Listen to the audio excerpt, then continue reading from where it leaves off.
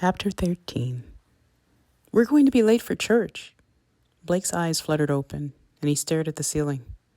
Blake, we're going to be late for church. Church starts at 9. Realizing it was his sister's voice, Blake said, I'm not going. You have to go to church. Then I'm not going either, Lane called from the hallway. Yes, you are, Elsa yelled back at Lane. See what you're causing? You need to get up and get ready. Enough things are wrong around here. We need church more than ever.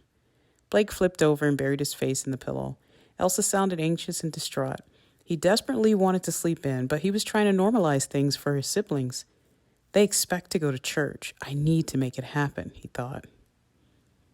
I will drop you off. Just give me a few minutes, okay? You have to come with us. I'm not going if Blake doesn't go. Blake pushed the blanket back and sat up.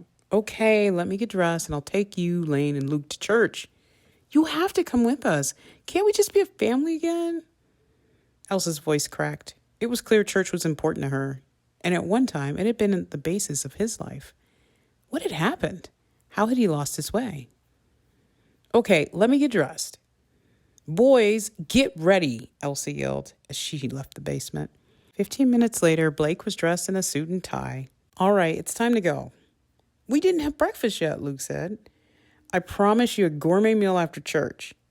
Lane and Luke looked at one another and seemed to come to a silent agreement between each other. By the time they arrived at church, everyone was calm and quiet. Didn't expect to see you here, Maribel said from a few parking spaces over. What? You think I'm a heathen? Blake said. I made him come, Elsa chimed in. Mr. Blake Peterson, Lucian said, holding out his hand. Yeah, this is our brother, Luke responded. Hello, Blake said, shaking the boy's hand. You must be Lucian. I have a question for you. We better get inside, Maribel said, grabbing hold of Lucian's arm and pulling him away from the Petersons. Are you sure about what you told us? Elsa whispered. What are you talking about? Lucian wanted to ask you if you're his father, Lane said. Blake shook his head. Surely that wasn't the case, was it? Okay, you three. No more gossip. We're heading into church. After church, people Blake hadn't seen in years came up and welcomed him home. He shook hands, hugged people, and made small talk with friends he'd lost touch with over the years. While he smiled and did his best to not get overwhelmed, he scanned the crowd for Maribel and Lucian. Blake found himself drifting away from the present. His sister and brothers chatted briefly, but the ride home was mostly quiet. The past filled his mind. He remembered leaving for basic training. Shayna had been so supportive back then. She loved the idea of having a warrior on her side that everyone proclaimed to be a hero. Shayna added pictures of Blake with weapons strapped to his chest and a nervous grin on his face to her social media. She would create posts exalting the joy of being married to a true hero.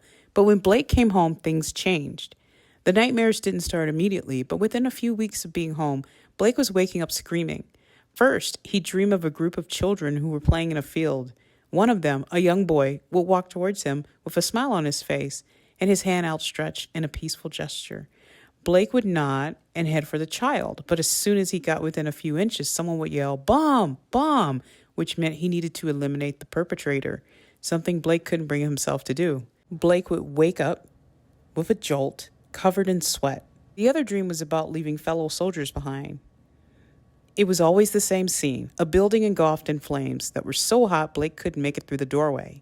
The yells of fellow soldiers penetrated the door, but Blake could not get into the building. He'd wake up screaming the name of his close friend Dorsey, who died in a roadside bomb attack.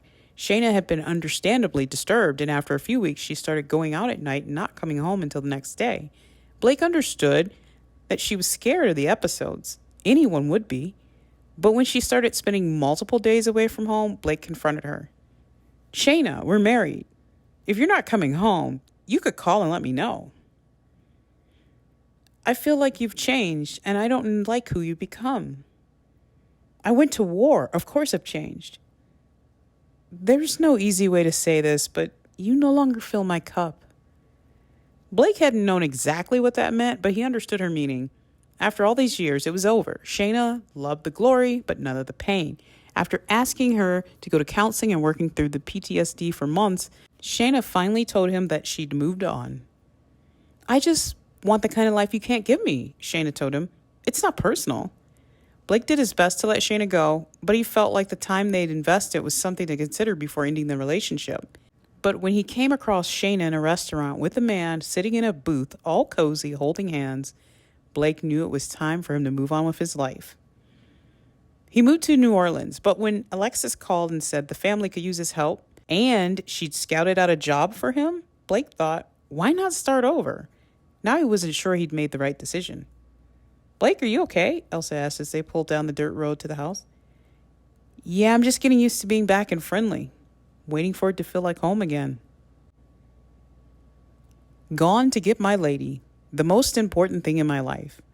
Blake found the note stuck to the refrigerator. His heart raced. Even though he was an adult, he still desperately wanted his parents to stay together. He hoped his father could convince their mother to come home. Okay, gang, Dad's gone for a while. We need to stick together. Blake turned around to face his siblings. He saw 3 terrified teenagers. It's going to be okay. I'm sure Dad will be back soon. That's what Dad told us about Mom, Luke said. Where did he go? Elsa's voice was thin. Blake hated to see his siblings so distraught. I think he went to get Mom. I think everything's going to be okay. They didn't look reassured.